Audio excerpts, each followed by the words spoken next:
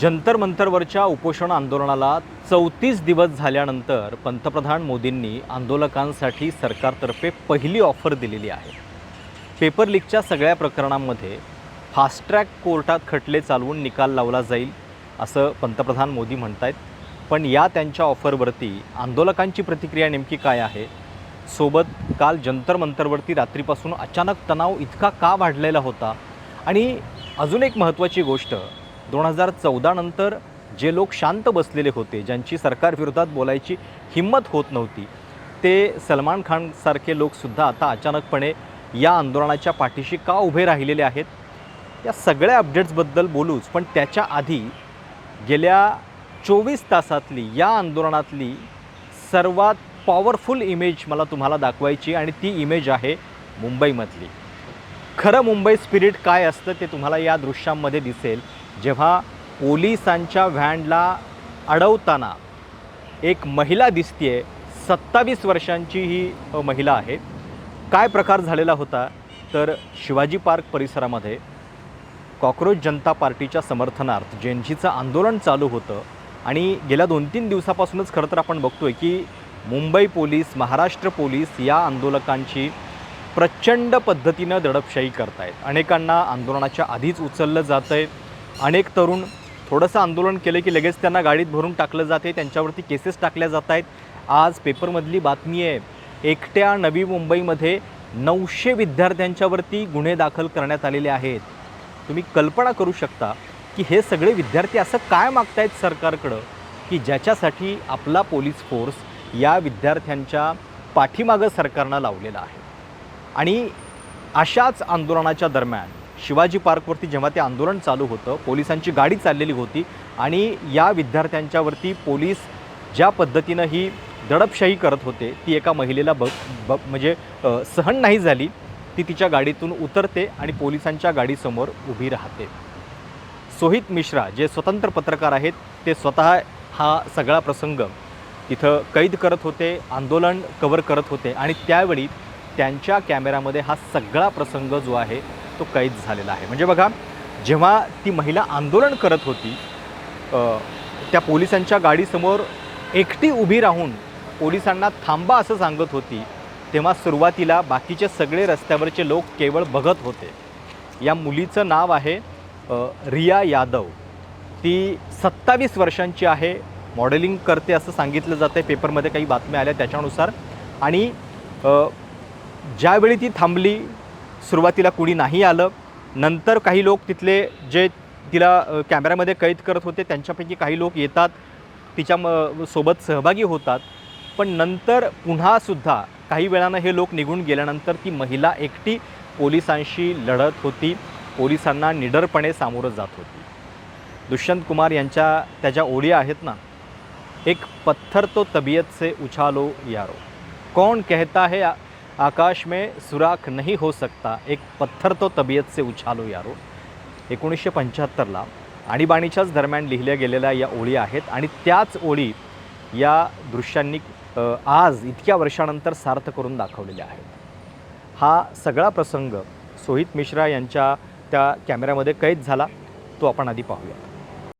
इसी को देवेंद्र फडणवीस भारतीय जनता पार्टी का लोग लाडली बहन कहते हैं, और अब वही लाडली बहन जो है वो आ रही है और इन गाड़ियों के सामने खड़ी हुई है। ये युवाओं की ताकत है, यहाँ पर नहीं ले जाने दे रहे हैं। ये एक नई तस्वीर जो है वो सामने आई है, लेकिन ये महिला अकेले जो खड़ी है यहाँ पर, ये एक तरीके से सबूत है कि लोग डरना छोड़ देते हैं, आज़ादी के नारे लगाए जा रहे हैं, और ये एक आंदोलन है। जो ये तस्वीरें हैं ये मुझे लगता है मुंबई के लोग याद रखेंगे, और बड़े पैमाने पर वो अब भी हैं। कई लोग आए थे गए, लेकिन वो महिला अब भी वहीं पर खड़ी है। अब भी उसी तरह से ये आंदोलन है, चल रहा है। अंदर उनके लोगों को पकड़ लिया गया है, लेकिन अब भी ये खड़ी है। क्या आपको लगता है कोई पॉलिटिकल पार्टी की है? जवाब है नहीं, ये देश की युवा है, ये सोशल मीडिया से आए हुए लोग हैं। तो ये तस्वीरें हैं, ये मुंबई में हो रहा है, ये मुंबई की महिला हैं। इन्हें देवेंद्र फडणवीस को लगता है लाडली बहन करके 1500 रुपए देकर हम हमारे नाम कर लेंगे, हम जीत कर आएंगे।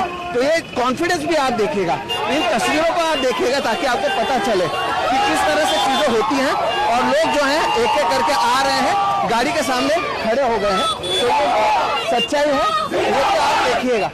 इन्हीं तस्वीरों से आप समझ सकते हैं कि ये जो आंदोलन है वो किस तरह से हो रहा है। और you are the one to stop, why did you think of stopping it? Why not? What they are doing, I understand their job, but वो रिस्पॉन्सिबली अपना काम नहीं कर रहे हैं। अगर वो रिस्पॉन्सिबल नहीं होंगे तो हम रिस्पॉन्सिबिलिटी लेंगे अपने सिटीजन्स की। इसलिए मैंने रोका, मैं वहाँ से चल रही थी, कब तक मुझे कॉर्नर करेंगे, ट्रैफिक में आगे नहीं जा पाएंगे। मैं यहाँ खड़ी रहूंगी, ट्रैफिक होगा तो उनको कुछ तो करना ही पड़ेगा ना। And everybody, I stopped by myself and look at this now, 2 minutes and look at this. What are your demand? What do you think should happen now? जो उन्होंने स्टूडेंट्स के, I am not a student, my father is not a farmer, I am not a farmer, Dalit नहीं हूँ, OBC नहीं हूँ, but इन्होंने जो students के साथ किया है परसों, that is wrong.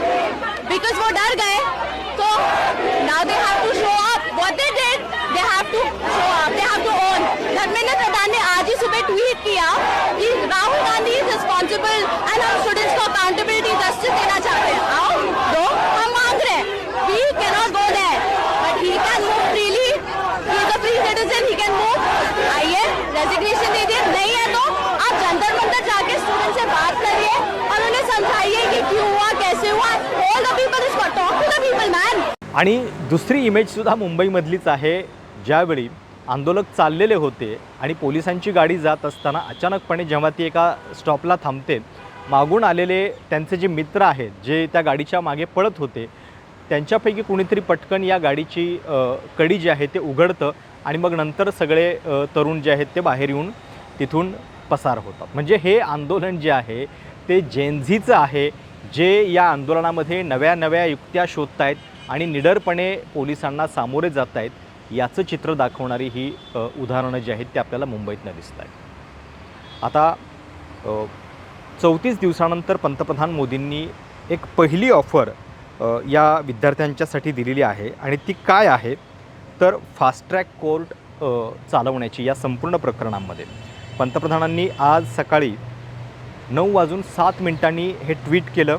Nothing is more important than welfare and future of our youth, we have decided to set up fast track courts to ensure swift and stringent punishment for those involved in paper leaks, have directed the concerned authorities and officials to take all necessary steps in this regard। म्हणजे बघा, या संपूर्ण आंदोलनाच्या दरम्यान fast track कोर्टची मागणी जी आहे ती कुणीही केलेली नव्हती। विद्यार्थ्यांची मागणी काय आहे? धर्मेंद्र प्रधान, शिक्षण मंत्र्यांचा राजीनामा व्हायला पाहिजे। ज्या 21 विद्यार्थ्यांचे जीव या दरम्यान गेलेले आहेत परीक्षेच्या तणावामुळं, त्यांना 1 कोटी रुपयांची नुकसान भरपाई मिळाली पाहिजे आणि जो अत्याचार जंतर मंतरवरती पोलिसांनी केलेला आहे त्याला जबाबदार अधिकाऱ्यांना, जबाबदार पोलिसांना योग्य ते शासन झालं पाहिजे। अभी मैंने देखा कि मोदी जी ने फास्ट ट्रैक कोर्ट बनाने की बात की है जिससे पेपर लीक होने के बाद व्यक्तियों को जल्दी सजा मिल सके, लेकिन मोदी जी आप ये बताइए कि पेपर लीक इस देश में हो क्यों रहे हैं? पेपर लीक इसलिए हो रहे हैं क्योंकि आपने ऊपर से लेकर नीचे तक इस देश में सिस्टम में नकारा नाकाबिल लोग बिठाए हैं, जिसमें धर्मेंद्र प्रधान टॉप पे हैं। पेपर लीक एक ऑर्गेनाइज्ड लूट का गिरोह बना हुआ है जिसमें नीचे से लेकर ऊपर तक लोग पैसे बना रहे हैं। आप चोट लगने के बाद मरहम लगा रहे हैं, लेकिन हमारी लड़ाई इस बात की है कि चोट लग क्यों रही है। पेपर लीक को अगर आप रोकना चाहते हैं तो धर्मेंद्र प्रधान को हटाइए, सिस्टम में अकाउंटेबिलिटी लेकर आइए, स्ट्रक्चरल प्रॉब्लम सॉल्व कीजिए। पेपर लीक होने के बाद कोर्ट क्या कर रही है वो एक पार्ट है, लेकिन पेपर लीक हो क्यों रहे हैं उस पर बात कीजिए, वरना ड्रामेबाजी तो हमने बहुत देखी है। हर दूसरे मुद्दे में इस देश में फास्ट ट्रैक कोर्ट्स बनते हैं, लेकिन फास्ट ट्रैक कोर्ट से क्या वो मुद्दे सुलझे हैं, ये सवाल का जवाब आपको भी पता है और हमें भी। पण या सगळ्यामध्ये अचानकपणे आपल्या खिशातनं एखादी टॉफी काढून मुलांना खुश करण्याचा प्रयत्न करावा, तशा पद्धतीनं पंतप्रधान हे फास्ट ट्रॅक कोर्टचं गाजर दाखवून हे आंदोलन मिटवण्याचा प्रयत्न करत आहेत। खरं तर आपल्या देशामध्ये फास्ट ट्रॅक कोर्टमध्ये सुद्धा काही खटले गेल्या अनेक वर्षांपासून प्रलंबित आहेत। त्याची एक सहज आकडेवारी जेव्हा मी बघत होतो तेव्हा लक्षात आलं, संसदेमध्येच सरकारनं दिलेली ही आकडेवारी आहे 5 फेब्रुवारी 2026ची। आपल्या देशभरामध्ये 880 जवळपास फास्ट ट्रॅक कोर्ट चालत आहेत आणि त्यातले जवळपास 102 महाराष्ट्रामध्ये आहेत। पण 2,93,807 केसेस या केवळ मी तुम्हाला महाराष्ट्रातल्या सांगतोय 2025मध्ये त्यांनी निकालात काढलेल्या होत्या। म्हणजे इतका ताण फास्ट ट्रॅक कोर्टवरती असतो। अर्थात ज्या अर्थी इतक्या केसेस ते निकालात काढतायत याचा अर्थ त्या वेगानं त्याचा निकाल लागतो ही पण बाब त्याच्यातनं स्पष्ट होते. पण फास्ट ट्रॅक कोर्टामध्ये केस चालवणं हा केवळ पेपर लीकवरच्या सगळ्या समस्येचा उपाय नाही आहे. शिक्षण व्यवस्थेसाठी अकाउंटेबिलिटी नावाची गोष्ट जर तुम्हाला फिक्स करायची असेल तर राजीनामा व्हायला पाहिजे. जंतर मंतरवरती ज्या पद्धतीनं अत्याचार पोलिसांनी केला आहे त्याचं उत्तर दिलं गेलं पाहिजे. ते मात्र अद्याप आलेलं नाही आहे.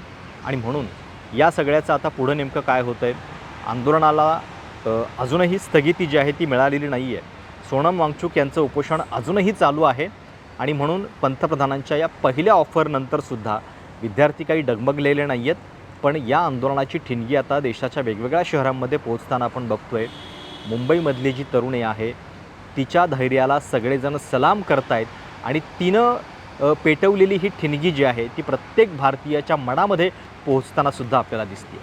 तुम्हाला या सगळ्याबद्दल नेमकं काय वाटतं? तुमच्या प्रतिक्रिया आवर्जून कळवा. चॅनल सबस्क्राईब करायला विसरू नका. धन्यवाद.